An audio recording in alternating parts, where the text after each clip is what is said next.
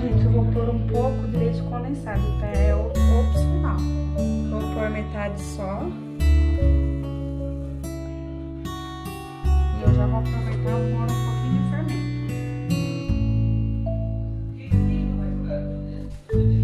E eu vou bater um pouquinho, tá?